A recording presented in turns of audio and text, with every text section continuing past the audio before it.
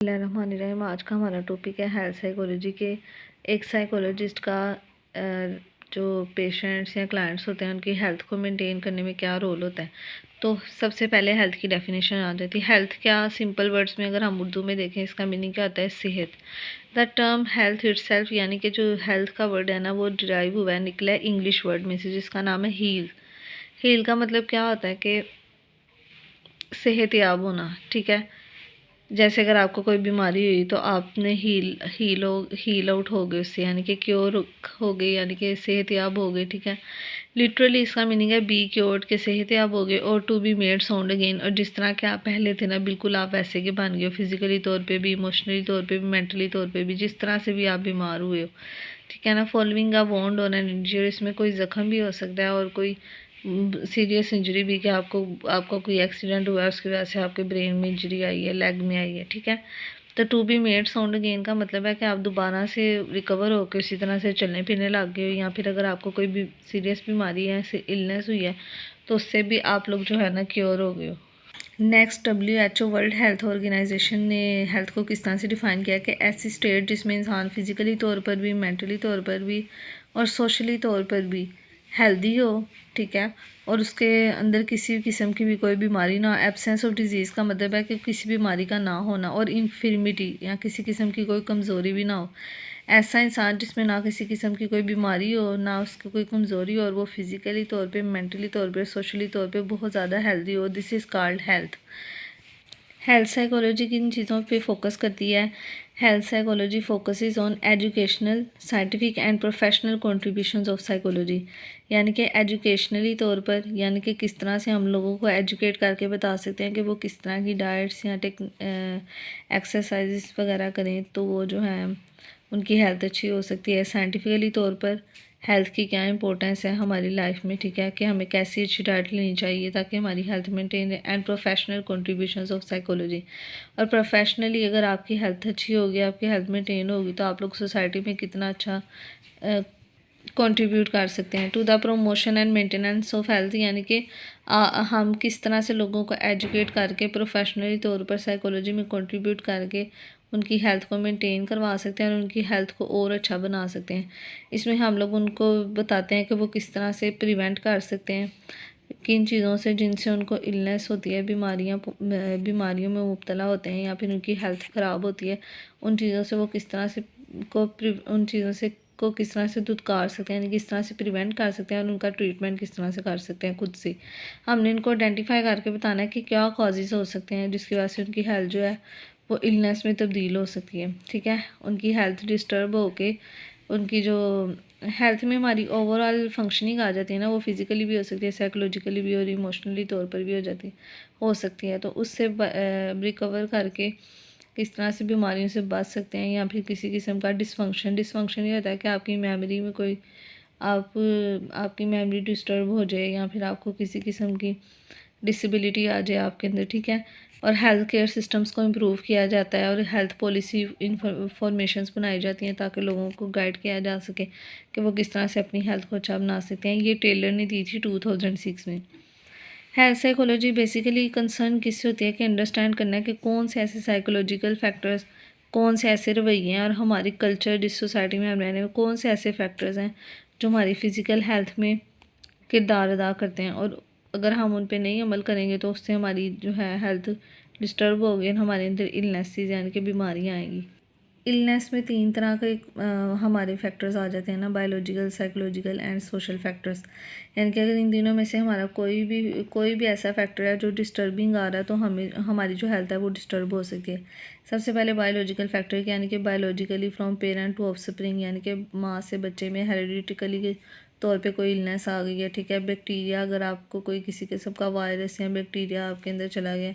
जिसकी वजह से आपके अंदर जो है कोई बीमारी पैदा हो गई है। साइकोलॉजिकल फैक्टर्स में आ जाता है कि आपके रवैये दूसरों के साथ कैसे हैं। देखें, जब आप किसी के साथ बहुत ज़्यादा एग्रेसिव बिहेवियर करेंगे तो ऑटोमेटिकली आपकी साइकोलॉजिकल हेल्थ भी डिस्टर्ब होगी, और सोशल फैक्टर्स के आपके उनके साथ रिलेशनशिप ख़राब होंगे। इस तरह एक्सपेक्टेशन के आप लोगों से क्या तवक्का रखते हो और लोग आपसे क्या तवक्का रखते हैं, इसकी वजह से भी आपकी साइकोलॉजिकल हेल्थ जो है वो डिस्टर्ब होती है। बिलीफ, आप कुछ गलत बातों पर यकीन बना लेते हैं, या फिर आपकी सोच फॉल्टी होती है, थिंकिंग आपकी गलत है, तो उसकी वजह से भी आप साइकोलॉजिकली तौर पे डिस्टर्ब हो सकते हैं। सोशल फैक्टर्स में सोशल स्टेटस आ जाता है कि जो हायर स्टैंडर्ड के लोग हैं और आप अगर आप मिडिल स्टैंडर्ड के हैं तो आप हायर स्टैंडर्ड के लोगों से बड़े इन्फ्लुएंस होते हैं, तो वो भी साइकोलॉजिकली तौर पर आपकी वेलबींग को डिस्टर्ब करता है, तो ऑटोमेटिकली आपकी हेल्थ भी डिस्टर्ब होगी। सोशल वैल्यूज़ के आप किन चीज़ों को वैल्यू करते हो। रेस, अगर आप कास्ट की बेस पे, यानी कि अगर रेस आपकी कास्ट होती है जिसकी बेस पे या काले या गोरे की बुनियाद पर भी आपके अंदर जो है वो कॉम्प्लेक्सेस आ सकते हैं। ऑक्यूपेशन, आप अपने शोबे की वजह से भी कॉम्प्लेक्सेस का शिकार हो सकते हो, तो जब कॉम्प्लेक्स में जाएंगे तो ऑटोमेटिकली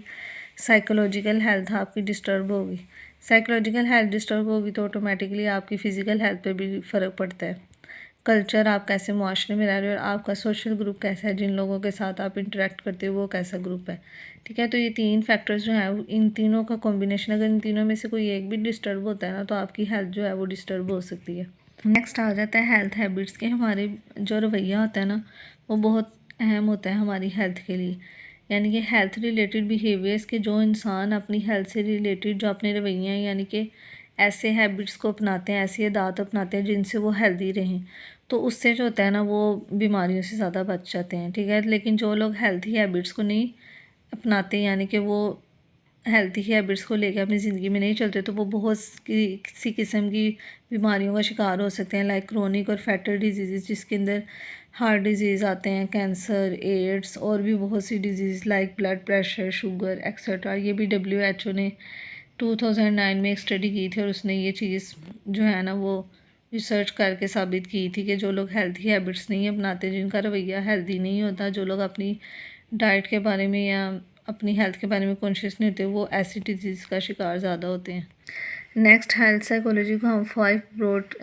कैटेगरीज में डिस्क्राइब कर सकते हैं। फर्स्ट है हेल्थ रिस्क बिहेवियर। इस एरिया में हम किस चीज़ पे फोकस करते हैं कि किस तरह से हम अंडरस्टैंड कर सकते हैं कि क्या वजह हो सकती है, किसकी वजह से हमारे अंदर ये जो हमारा रवैया, अगर यानी कि हमारी जो सेहत है वो उसमें कोई ख़राबी आ रही है, तो वो किन रवैयों की वजह से आ रही है, ठीक है। किस नेचर का जो है ना हमारे अंदर हेल्थ से रिलेटेड किस नेचर की डिजीज़ आ रही है, साइकोलॉजिकल है, इमोशनल है, सोशल है, ठीक है, या फिज़िकल है। For example smoking,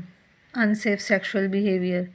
unhealthy eating habits, यानी कि कभी बहुत ज़्यादा खा रहे हैं, कभी खा ही नहीं रहे, कभी रात को उठ के लेट नाइट खा रहे हैं, तो उसकी वजह से भी आपके हेल्थ रिस्क जो है ना वो बढ़ सकता है। स्मोकिंग कर रहे हैं बहुत ज़्यादा, ठीक है, सेक्सुअल एक्टिविटीज़ में इन्वॉल्व हैं जो कि अनसेफ हैं आपके लिए, ठीक है। हेल्थ प्रोटेक्टिव और इन्हेंसिंग बिहेवियर, कि आपने लोगों को सिखाना है कि कौन से ऐसे फैक्टर्स हैं जिनसे उनकी हेल्थ, उन फैक्टर्स को आपने प्रमोट करना है, उन चीज़ों को आपने प्रमोट करना है, उन्हें बताना है कि जिनसे उनकी हेल्थ जो है वो अच्छी होगी, और उन बिहेवियर्स को मेंटेन करना है, अपनी ज़िंदगी में शामिल करने की कोशिश करनी है। यानी कि ऐसे बिहेवियर जो लोगों को लेट करें कि वो एक्सरसाइज की तरफ जाएँ, एक हेल्दी डाइट को मेनटेन करें, सेफ सेक्स को प्रैक्टिस करें, फ्लोस देयर थीथ, लाइक जो आजकल टूथ्स में लगवाई नहीं जाती, वो धागा जो दांतों के दरमियान लगाते हैं, जिससे दांतों को जो है वो उनकी पोजीशन जो है उसको ठीक करने के लिए डू सेल्फ एग्जामिनेशन के डेली अपने आप को एग्जामिन करें कि उनके अंदर क्या क्या ख़राबी है, उनकी हेल्थ क्यों डिस्टर्ब है, किस किस चीज़ की वजह से, और ऐसी चीज़ों में उनको पार्टिसिपेट करने के लिए इन्वॉल्व करना चाहिए कि वो अपनी मेडिकल स्क्रीनिंग करवाते रहें कि उनके अंदर कोई प्रॉब्लम तो नहीं आ रही। अपने मंथली या 3 मंथ्स के बाद अपने प्रॉपर पूरे टेस्ट करवाएंगे, उन्हें कोई शुगर या बीपी वगैरह का कोई इशू तो नहीं है। हेल्थ रिलेटेड कोग्निशन का मतलब ही आपको पता है कि हमारे थॉट्स, हमारी थिंकिंग, तो आपने लोगों को इन्फ्लुएंस करना है, डिफरेंट किस्म के उनके बिलीव्स बनाने हैं, यानी कि डिफरेंट किस्म की बातों पे उनको यकीन दिलाना है कि अगर वो अपना रवैया इस तरह से कर लें, अपने एटीट्यूड्स, अपनी सेहत के बारे में बदल लें अपने रवैये, तो वो हेल्थी जो है वो ज़िंदगी गुजार सकते हैं। उनको हमने बताना है कि किस तरह से वो अपने अंदर हेल्थी बिहेवियर को प्रमोट कर सकते हैं, खुद अपने लिए किस तरह से सोच सकते हैं कि मैं इस तरह से हेल्दी रह सकता हूँ, ठीक है। Processing influencing health care delivery, इसमें डिलीवरी आ जाती है वुमेंस के बारे में जब वो प्रेग्नेंट होती हैं। इसमें हम उनको ये सिखाते हैं कि कौन से साइकोलॉजिकल फैक्टर्स हैं जो आपकी डिलीवरी सिस्टम में या आपकी बेबी की जो वेलबींग है ना उसके लिए इम्पोर्टेंट हो सकते हैं, कि आपने स्ट्रेस नहीं लेना, और हमने इसमें देखनी होती है कि क्वालिटी कैसी है। हेल्थ केयर प्रोवाइडर यानी कि जो उनकी डॉक्टर होगी या नर्स जो भी, और पेशेंट, उनके दरमियान का रिलेशनशिप, कम्युनिकेशन स्किल कैसी हैं, वो जो पेशेंट्स हैं वो अपनी सर्विसेज से जो हैं वो सेटिस्फाइड हैं भी कि हमें यहाँ पे अच्छी सर्विसेज प्रोवाइड की जा रही हैं। उसके बाद ये भी बताया जा रहा है कि कौन से साइकोलॉजिकल फैक्टर्स हैं, यानी कि जब उन्होंने सर्जरी वगैरह के लिए पेशेंट को लेके जाना है तो पहले से उन्होंने पेशेंट को किस तरह से प्रिपेयर करना है मेंटली तौर पे कि हम आपको यहाँ लेके जाना है, ताकि वो ये ना हो कि बहुत ज़्यादा ऑपरेशन का सुन के बहुत ज़्यादा हाइपर हो जाए या टेंशन में चली जाए, जिससे उसका बीपी शूट आउट हो जाए या फिर उसका कोई इशू क्रिएट हो जाए, स्ट्रेस ले ले बहुत ज़्यादा, जिसकी वजह से उसके बेबी पे भी इफ़ेक्ट है। तो इन सारे फैक्टर्स को हमने हेल्थ केयर डिलीवरी सिस्टम में जो है ना कंसिडर करना होता है। साइकोलॉजिकल एस्पेक्ट्स क्या आ जाते हैं कि जब आपको कोई क्रॉनिक इलनेस है, लाइक हार्ट डिजीज़ है, शुगर है, बीपी है, तो उसकी वजह से साइकोलॉजिकली तौर पे आप पर क्या इफ़ेक्ट आता है, ठीक है। आप उन डिजीज़ से किस तरह से लड़ सकते हैं, आपने पेशेंट्स को सिखाना है, ठीक है। और कौन से फैक्टर्स हैं जिसकी वजह से अगर वो आप उन पे गौर नहीं करेंगे तो आप जो है आप आने वाली ज़िंदगी में जो है ना बहुत सी सीवियर किस्म की डिसेबिलिटीज़ का शिकार हो सकते हैं। डिसेबिलिटीज़ क्या हैं, लाइक आप मेंटली तौर पर जो है आप मेंटली तौर पे बहुत ज़्यादा डिस्टर्ब हो जाएंगे, लाइक डिप्रेशन में चले जाएंगे, एंजाइटी में चले जाएंगे, ठीक है। इन फैक्टर्स की वजह से आप अलोन रहना स्टार्ट कर देंगे, तो ये सोशल फैक्टर्स आ जाएंगे कि आप लोगों से कम्युनिकेट करना भी पसंद नहीं करेंगे, ठीक है। और अगर आप अकेले तनहा रहेंगे तो डिप्रेशन में जाएंगे, एंजाइटी में, तो वो साइकोलॉजिकल फैक्टर्स आ जाएंगे। तो जब आप साइकोलॉजिकली तौर पे डिस्टर्ब होगे तो ऑटोमेटिकली आपकी फ़िज़िकल हेल्थ भी जो है ना वो डिस्टर्ब होगी। जोसेफ मटाराजो जो है उसने कुछ गोल्स बताए थे हेल्थ साइकोलॉजी की, कि हेल्थ साइकोलॉजी को हम किस तरह से प्रमोट कर सकते हैं, लोगों की हेल्थ को किस तरह से मेंटेन करवा सकते हैं। तो हेल्थ साइकोलॉजी इस तरह के टॉपिक को स्टडी करते हैं कि कुछ लोग स्मोक करते हैं, कुछ लोग क्यों नहीं करते, कुछ लोग एक्सरसाइज करते हैं, कुछ लोग क्यों नहीं करते, लाइक कुछ लोग अल्कोहल पीते हैं और अच्छी डाइट्स लेते हैं, कुछ ख़ास किस्म की डाइट्स जो उनकी हेल्थ के लिए अच्छी होती हैं, कुछ लोग ऐसा क्यों नहीं करते। तो हेल्थ साइकोलॉजिस्ट कहते थे कि हम इस तरह के प्रोग्राम्स डिज़ाइन करने चाहिए स्कूल्स में या डिफरेंट कॉलेजेस यूनिवर्सिटी में, इस तरह की कैंपेन्स करनी चाहिए मीडिया के थ्रू कि हम लोगों को हेल्थी जो लाइफस्टाइल है और हेल्थी रवैया ना उनकी तरफ लेकर आएँ, to prevent and treat illnesses. और हमें इस तरह साइकोलॉजिस्ट जो है उनको इस तरह की क्लिनिकल ट्रेनिंग देनी चाहिए लोगों को कि जो बहुत ज़्यादा सीरियसली ख़तरनाक बीमारियों का शिकार है, वो अपनी उस सिचुएशन से, करंट सिचुएशन लाइक उनको कैंसर है तो उससे किस तरह से लड़ सकते हैं, इस तरह के रिहेबिलिटेशन प्रोग्राम्स बनाने चाहिए जिसमें जो है हम उनकी फलाही तौर पे उनकी मदद कर सकें, उनका फलाह बहबूदी प्रोग्राम होते हैं ना ये rehabilitation centres, and such as reduce work. और इन लोगों के जो वर्किंग आवर्स हैं इनकी कंपनीज़ में भी हेल्थ साइकोलॉजिस्ट होने चाहिए ताकि वो उनको गाइड कर सकें कि इन लोगों से ज़्यादा काम नहीं करवाना, इनके वर्किंग आवर्स काम कर दिए जाएं, ठीक है। हेल्थ साइकोलॉजिस्ट का किरदार ही क्या होता है कि एक्सपर्ट होते हैं कि किस तरह से इन्होंने साइकोलॉजिकल नॉलेज या साइकोलॉजिकल रिसर्च या ऐसी इंटरवेंशन लाइक थेरेपीज़ अपनानी है कि किस तरह से हेल्थ को जो है ना इम्प्रूव कर सकते हैं और प्रमोट कर सकते हैं किसी की हेल्थ को। उसके अलावा ये पेशेंट्स के साथ भी काम करते हैं, केयर टेकर्स ऑफ फैमिली, यानी कि जो उस फैमिली का केयर टेकर होता है, लाइक हमारी फैमिली के केयर टेकर हमारे फादर होते हैं या मदर होती हैं, तो उनके साथ भी हमने कॉन्टेक्ट करना होता है, उनके साथ भी काम करना होता है कि आपने किस तरह से अपने बच्चे को जो है हेल्दी डाइट की तरफ लेकर आना है। हेल्थ केयर प्रोफेशनल्स के साथ काम करते हैं, ये हम हेल्थ साइकोलॉजिस्ट होते हैं वो ग्रुप में ज़्यादा सारे लोगों के साथ भी एक वक्त में काम कर सकते हैं, सिंगल एक बंदे के साथ भी काम कर सकते हैं और ऑर्गेनाइजेशंस में रह के भी काम कर सकते हैं। हेल्थ साइकोलॉजिस्ट ने क्या करना होता है, अपने इल्म का इस्तेमाल करके, नॉलेज ऑफ साइकोलॉजी यानी कि साइकोलॉजी का नॉलेज इस्तेमाल करके हेल्थ को प्रमोट करना होता है लोगों के अंदर, ठीक है, कि वो किस तरह से अपनी वेलबींग का ख्याल रखें कि उन और अपनी जो फिज़िकली तौर पर अगर उनको कोई बीमारी है तो उसको किस तरह से समझ सकते हैं, किस तरह से उसके साथ डील कर सकते हैं। हमने उनको ट्रेन करना है कि अगर आपको कोई फ़िज़िकल इलनेस भी आए तो उसकी वजह से अगर आपके अंदर कोई साइकोलॉजिकल या इमोशनली तौर पर अगर आप लोगों के अंदर कोई डिसेबिलिटी आ रही है या फिर आप किसी स्ट्रेस का शिकार हो रहे हैं तो उसके साथ आप लोगों ने कैसे डील करना है, ठीक है। उसके अलावा उनको हमने सपोर्ट भी प्रोवाइड करनी है। हेल्थ साइकोलॉजिस्ट ने वो सपोर्ट किसी तरह से भी हो सकती है, लाइक हम उनको फ्री में सर्विसेज देकर भी सपोर्ट प्रोवाइड कर सकते हैं। उसके अलावा हम उनको जो है सेशन देकर भी सपोर्ट प्रोवाइड कर सकते हैं, लाइक और उनको अच्छे अच्छे यानी कि डाइट प्लान्स बना कर उनको उसके थ्रू भी गाइड कर सकते हैं। अच्छा, लोगों के अंदर हमने हेल्दियर लाइफस्टाइल यानी कि वो हेल्दी ज़िंदगी गुजारने के तरीक़ेकार की तरफ भी हमने उनका रुझान जो है ना उसको बढ़ाना है। जैसे कि हेल्थ साइकोलॉजिस्ट ऐसे तरीक़ेकार ढूंढेंगे कि वो लोगों को इनकरेज कर सकें, लोगों को मोटिवेट कर सकें कि वो अपनी हेल्थ की तरफ ध्यान दें। लाइक जो मोटे लोग हैं उनको हमने बताना है कि वो किस तरह से अपना वेट लूज़ कर सकते हैं। इसी तरह जो लोग सिगरेट नोशी करते हैं या ड्रिंकिंग अल्कोहल लाइक इस तरह के, तो उन्होंने उनको गाइड करना है कि वो किस तरह से अल्कोहल को छोड़कर अपनी लाइफस्टाइल जो है उसको हेल्दी बना सकते हैं। Health promotion and behaviour change के हेल्थ को प्रमोट करना है और अपने इस रवैये को बदलना है कि किस तरह से वो उस डिज़ीज़ से, इलनेस से जो है वो बच सकते हैं। प्रिवेंट का मतलब बच सकते हैं। हमने उनको एहतियाती तदाबीर बतानी, इंटरवेंशंस एहतियाती तदाबीर को कहते हैं। क्रोनिक इलनेस मैनेजमेंट के, जब आपको कोई बीमारी है, क्रोनिक इलनेसेस होती हैं जो फिज़िकल बीमारी है लाइक हार्ट डिजीज़ है, डायबिटीज़, कैंसर, ठीक है, जिनको हम स्कैन करके पता लगा सकते हैं। साइकोलॉजिकल तो हमारी थिंकिंग में आती है ना। क्रोनिक इलनेसेस वो होती हैं जिनसे हम मेडिकली तौर पे जिनको ट्रीट कर सकते हैं। तो हमने इन लोगों को बताना है कि किस तरह से वो अपनी इलनेसेस से रिकवर हो सकते हैं और किस तरह से उनसे जो अगर उनको हार्ट डिजीज, डायबिटीज़, कैंसर है, ठीक है, तो उसके बाद से उनके अंदर कौन सी इमोशनल जो है वो प्रॉब्लम्स आ रही हैं उनसे वो किस तरह से लड़ सकते हैं, ठीक है। यानी कि और इनडायरेक्टली हमने उनकी क्वालिटी ऑफ लाइफ यानी कि उनकी ज़िंदगी को अच्छा बनाने की कोशिश करनी है। प्रिवेंटिंग इलनेसेस में वही है कि हमने उनको किस तरह से बताना है कि वो किस तरह से एक अच्छी ज़िंदगी गुजार सकते हैं। इस तरह के प्रोग्राम इंट्रोड्यूस करवाने, रन करवाने, इस तरह के प्रोग्राम जिसमें हम उन लोगों की हेल्प करेंगे कि किस तरह से वो अपनी ज़िंदगी में जो है ना तब्दीलियाँ ला सकते हैं। लाइक किस तरह से वो स्मोकिंग को छोड़ सकते हैं। हमने इनको वो तरीक़ेकार सिखाने किस तरह से वो अल्कोहल का इंटेक अगर रेगुलरली लेना है तो उसको कम किस तरह से हमने करवाना है। अच्छी डाइट की, हेल्दी डाइट के खाने की तरफ उनको किस तरह से लेकर आना है और किस तरह से हमने उनको डेली एक्सरसाइज की तरफ जो है ना उनका रुझान बढ़ाना है।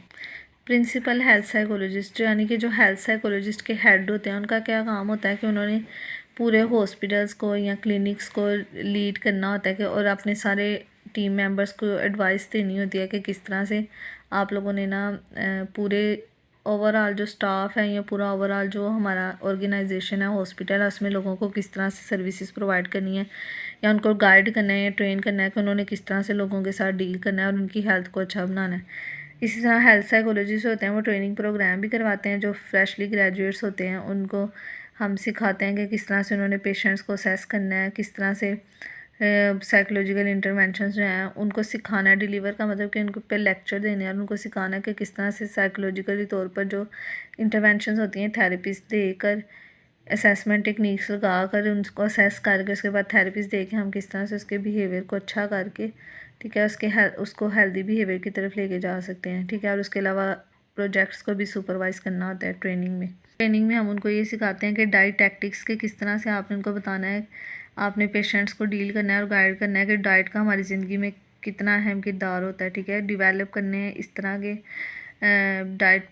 डाइट प्लान्स और मैनेज करने हैं कि वो अगर उनको किसी किस्म की भी कोई ख़तरनाक बीमारी है जैसे कैंसर है, हार्ट डिजीज़ है, तो वो उससे निजात पा सकें या छुटकारा पा सकें। फ़िज़िकल थेरेपिस्ट क्या करते हैं कि उनको हेल्प आउट करते हैं कि वो किस तरह से दोबारा अगर आपका कोई फॉर एग्ज़ाम्पल लिम्स, पट्ठों का खिंचाव यानी कि आपका कोई पट्ठा काम करना रुक गया है या फिर आपके पाँव सही से काम नहीं करते, आपसे सही से चला नहीं जाता, तो आपने अपने उन लिम्स को या अपने जॉइंट्स, अपनी हड्डियों को किस तरह से दोबारा फंक्शन में ला के उस बीमारी से छुटकारा पाना है। और आपने क्या करना है कि और इसमें हेल्दी डाइट का भी बहुत बड़ा रोल होता है कि आप जितनी अच्छी हेल्दी डाइट लेते हो उतने अच्छे आपके बॉडी पार्ट्स होते हैं वो फंक्शन करते हैं। उसके अलावा हेल्थ साइकोलॉजिस्ट का ये भी रोल होता है कि उसने किस तरह से इवैल्यूएट करना है कि कौन से ऐसे प्रोग्राम हैं जो हेल्थ से रिलेटेड हैं और जिनको प्रैक्टिस करने से जो है ना लोग जो है रिकवर कर जाते हैं, ठीक है। तो वो हमने मीडिया के थ्रू या कम्युनिटीज़ के थ्रू उन प्रोग्राम्स को जो है ना आगे से आगे बढ़ाना है और लोगों को उसके बारे में गाइडेंस देनी है। टीचिंग यानी कि बहुत से यूनिवर्सिटी डिपार्टमेंट्स हैं जहाँ पर हेल्थ साइकोलॉजिस्ट हैं वो काम कर रहे हैं साइकोलॉजी डिपार्टमेंट में, और वो नए स्टूडेंट्स को भी इस पर ट्रेन कर रहे हैं कि किस तरह से वो लोग एज अ हेल्थ साइकोलॉजिस्ट जो हैं वो काम कर सकते हैं। प्राइवेट प्रैक्टिस के आप इंडिपेंडेंटली अपना कोई काम कर रहे हो हेल्थ रिलेटेड बीमारियों से यानी डिसऑर्डर से रिलेटेड अगर कोई लोग आपके पास आ रहे हो तो आप इंडिपेंडेंटली अपने प्राइवेट यानी कि क्लिनिक में अगर उनको डील कर रहे हो तो वो आ जाता है प्राइवेट प्रैक्टिस में। उसके अलावा स्ट्रेस मैनेजमेंट के हमने उनको टीच करना है, उनको सिखाना है कि वो अपने स्ट्रेस को किस तरह से मैनेज कर सकते हैं जो उनकी सेहत के लिए नुकसानदेह है। फॉलो अप के इसके बाद हमने उनसे पूछना है, जब वो दोबारा हमारे पास आए तो हमने उनसे पूछना है कि हमारे ट्रीटमेंट से उनको कोई फ़र्क पड़ा है या नहीं पड़ा। ठीक है, फॉलो अप में हम उनसे एक किस्म का बाद में फ़ीडबैक ही ले रहे होते हैं ना कि हमने अगर उन पर ये थेरेपीज़ या उनकी इस तरह से असेसमेंट किया तो उससे उनको क्या फ़ायदा हुआ है, या हमने जो डाइट प्लान बना के दिए हैं उससे उनको कितना फ़र्क पड़ा है। लास्ट है कॉरपोरेट सेक्टर। ठीक है, बहुत से सेक्टर्स हैं जहाँ पर हेल्थ साइकोलॉजिस्ट बड़ी बड़ी तादाद में जो है वो काम कर रहे हैं और लोगों के हेल्थ रिलेटेड इश्यूज़ के साथ डील कर रहे हैं कि लोग एम्प्लॉयज़ जो हैं उनका वेट क्यों लूज़ हो रहा है, उन्होंने स्मोकिंग क्विट कर दी है, और किस तरह से वो अच्छे बिहेवियर्स अडेप्ट करके अपने स्ट्रेस को मैनेज कर सकते हैं। ये सारा कुछ हमने उनको सिखाना है। उसके अलावा हॉस्पिटल्स में भी हेल्थ साइकोलॉजिस्ट काम कर रहे हैं, मेडिकल स्कूल्स में भी कर रहे हैं। हेल्थ मेंटेनेंस ऑर्गेनाइजेशन ऐसे इदारे बनाए जाने जिसमें लोगों की हेल्थ को मेंटेन किया जाता है, यानी कि रेगुलरली 1 मंथ बाद उनका फॉलो अप चेकअप किया जाता है कि कितना उन्होंने वेट लूज़ किया। हमारी जो काउंसलिंग या सेशन देने के बाद रिहेबिलिटेशन सेंटर्स में, पेन क्लिनिक्स में, प्राइवेट क्लिनिक्स में और कंसल्टेंसी ऑफिस में एक्सेट्रा बहुत सी जगहों पर हेल्थ साइकोलॉजिस्ट जो है ना इदारे हेल्थ से रिलेटेड जो हैं वो बनाए जा रहे हैं। जज़ाकल्लाह।